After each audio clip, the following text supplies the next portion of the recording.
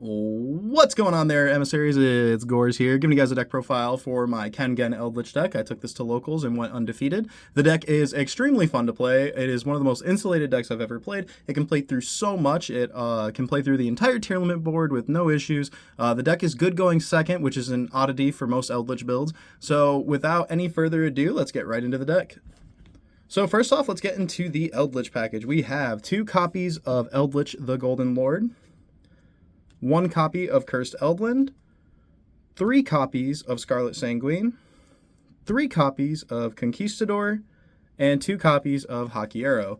We're playing probably a pretty big Eldlich package here. Cursed Eldland also can help us out by getting us a +1 to search and then be able to send it for King Sarcophagus or send it for our Ken, which is extremely nice. One thing about this deck is thanks to King Sarcophagus and thanks to Ken, we have a lot of ways to fix hands in this deck. So that is one reason I really like this deck, and the reason why it's so insulated is because you can get the Eldlich engine going super fast. So that's it for the Eldlich engine. Next up for the Horus package, we are playing quite a big Horus package here. We are playing 3 Glory and 1 of each of the other names. So 1 Hapai, 1 Protector, 1 Blessing. And then we are playing 3 King Sarcophagus and 1 Canopic Protector. Canopic is actually insane in a deck like this. Maybe not in most Horus lists, it's not the best, but in this one specifically, it's good because we can send it off Eldlich and be able to send a card for essentially free and then reset it to our field. And then we can also send it for Imseti or King Sark or even Ken, like I said. So pretty much every card in this deck that we send off of Ken or we send off of Imseti or King Sark is going to net us some kind of buyback. So that's it for the Horus package. For the Gen Ken Tactics package, we are on 3 Gen, 1 Ken, 2 Thrust, and 2 Tactics, and a Rhoda.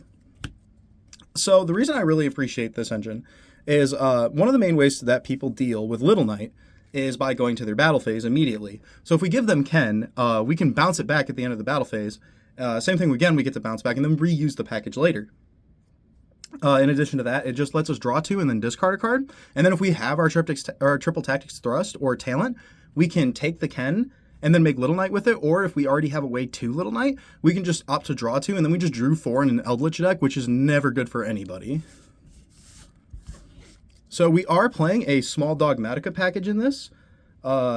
It's actually insane going second because of how powerful Nadir's Servant is. But we have 2 Punishment, 3 Nadir, and 1 Ecclesia. Your normal summon in this deck is our Gen and Ken. And we are playing Almirage, so we can just link off the Gen into Almirage and then special summon our Ecclesia and be able to search, which is pretty powerful, being able to just go grab the Dogmatika punishment. And then for the Floodgates, we are on a couple. We're on 2 copies of Summon Limit and 2 copies of Tikaboo. Tikaboo is insane in matchups like Pearly and Unchained, and Summon Limit just basically beats the whole format. The deck is like super crazy draw power, so I don't think you need to play 3 of either. You can opt to play 1 of each in the side to be able to help your matchups based off of what Floodgate you feel like you need. For the extra deck, the extra deck is extremely important in this deck. Most of the time, Eldlich doesn't care about their extra deck, but in this deck, absolutely. So for our main send targets, we are on 1 of each of the fusion monsters. So we have the draw to draw off Nadir's Servant after we search for Ecclesia, which can potentially lead us to drawing 5 cards in a turn, or if we make Giant Trainer beforehand, we could potentially draw 8 cards in a turn. And then we have the Fossil Warrior Skull Knight, and then we have the Elder Entity Entis. So just to be able to pop some cards a little bit more versatile. You can opt to play the Tri-Brigade Link 5 over this next card. So 1 Typhon. The Tri-Brigade Link 5 could be this card. I was just testing Typhon. It's pretty funny to turn a Conquistador into a Typhon. So for our rank 8 package, we're on 1 Giant Trainer, 1 Photon Lord, and 1 Harbinger.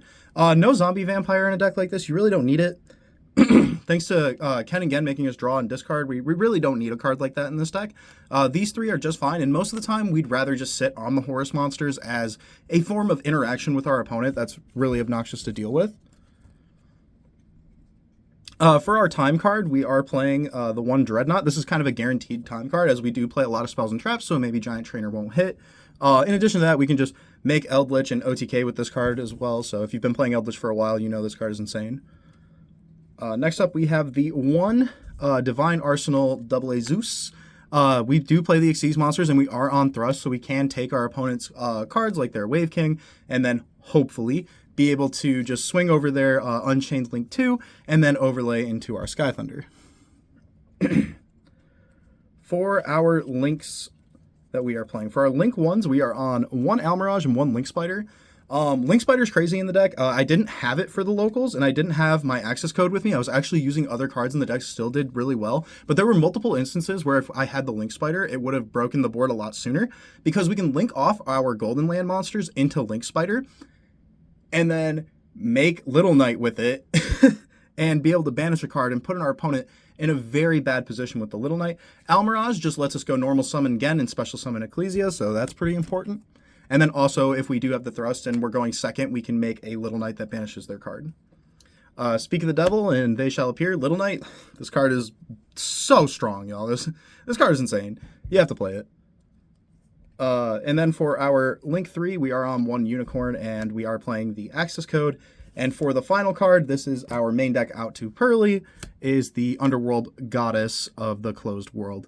So that's it for the deck profile, y'all. I really hope you enjoyed it. The deck is extremely consistent. It is so powerful, you guys. And the side deck is extremely loose. You can play pretty much any normal spells or traps, in addition to Drone Lockbirds or Cosmic Cyclones.